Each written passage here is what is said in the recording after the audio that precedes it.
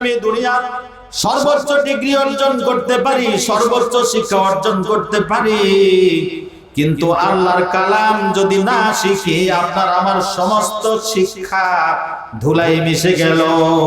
এটা এমন একটা কিতাব, এই ঘটনাটা শুনলে আমরা বুঝতে পারবো আল্লাহ তাআলার এক বান্দা দুনিয়ার জাগতিক জীবনে আধুনিক শিক্ষায় শিক্ষিত হয়ে সমস্ত শিক্ষা অর্জন করেছে, কিন্তু আল্লাহর কালাম শিখে নাই।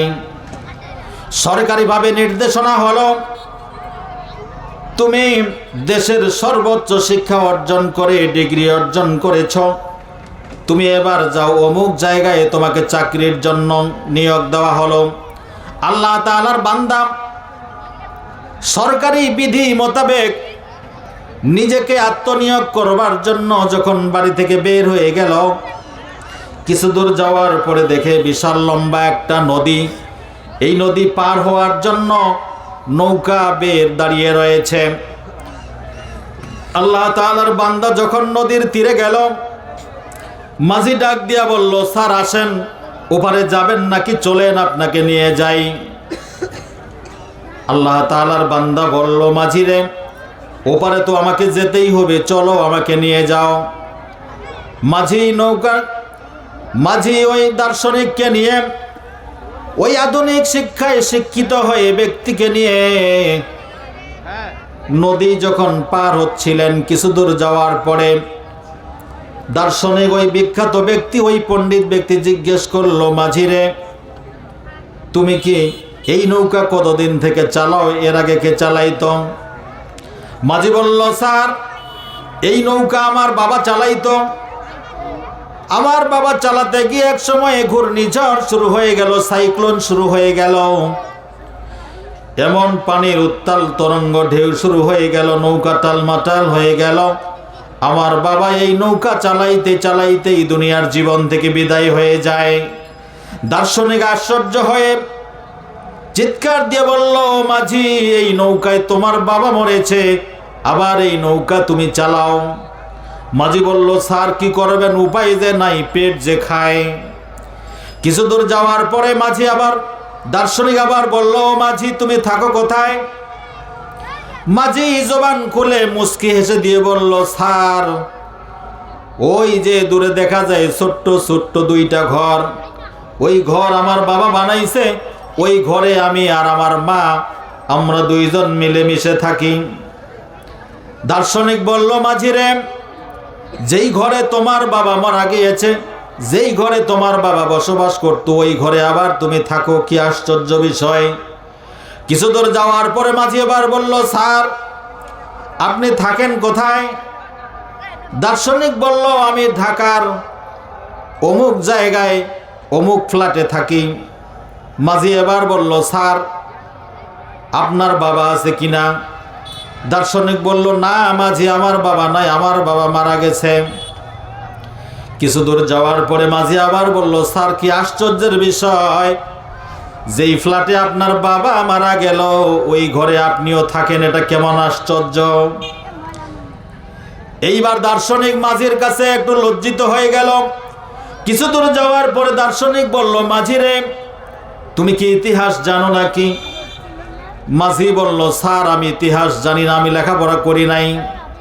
দার্শনিক বলল, মাঝি রে, ইতিহাস না জানার কারণে তোমার জীবনের 16 আনার মধ্যে 4 আনা মাটি। মাঝি লজ্জিত স্বরে চক্ষু নিম্নগামী করে বলল, স্যার আমার জীবনের 16 আনার মধ্যে যদি 4 আনা মাটি হয়ে যায়, 12 আনা নিয়ে আমি চলতে পারবো। 16 আনার মধ্যে 4 আনা বাদ দিয়ে 12 আনা হইলে আমি চলতে পারবো। কিছু দূর যাওয়ার পরে দার্শনিক আবার বলল, মাঝি তুমি কি কম্পিউটার জানো? মাঝি বলল, স্যার আমি পূর্বেই বলেছি লেখাপড়া জানি না, আমি শুধু এই নৌকা চালাই আর খাই। দার্শনিক বলল, মাঝি রে, তোমার জীবনের 16 আনার মধ্যে ইতিহাস না জানার কারণে 4 আনা মাটি হয়ে গেছে, আবার কম্পিউটার না জানার কারণে তোমার জীবনের আরো 4 আনা চলে গেল।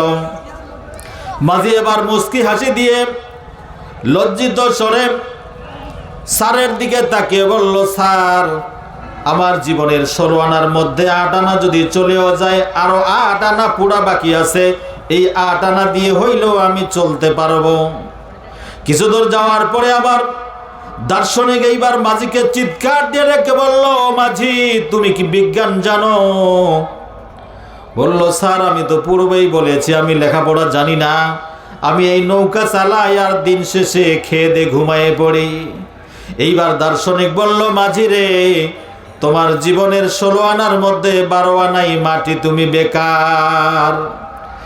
মাঝি পূর্বের নেই এবারেও বলল, স্যার আমার জীবনের 16 আনার মধ্যে 12 আনা যদি চলেও যায় যাক, আমার কোনো আফসোস নাই, কিন্তু 4 আনা যদি হয় এই 4 আনা দিয়ে আমি চলতে পারবো। কিছু দূর যাওয়ার পরে কিছুক্ষণ পরেই সমুদ্রে প্রচন্ড ঘূর্ণিঝড় শুরু হয়ে গেল। তরঙ্গমালা বারবার নৌকাতে এসে ঢেউ বাড়ি খাচ্ছে। এইবার মাঝি নৌকা চালাইতে চাইলেও নৌকার সামনে নিয়ে বাড়াইতে পারে না। দার্শনিক ভয়ে চিৎকার দিয়ে বলল, মাঝি নৌকা সামলাও। মাঝি বলল, স্যার আমার তো কোনো ক্ষমতা নাই, আমার আল্লাহ বাঁচানেওয়ালা, পরে সুবহানাল্লাহ। ঘূর্ণিঝড় শুরু হয়ে গেল, সাইক্লোন শুরু হয়ে গেল, নৌকা ডুবু ডুবু প্রায়। এমন অবস্থায় দার্শনিক চিৎকার দিয়ে বলল, মাঝি রে বাঁচাও বাঁচাও। মাঝি বলল, স্যার আপনি কি সাঁতার জানেন? দার্শনিক বলল, না রে মাঝি আমি সাঁতার জানি না।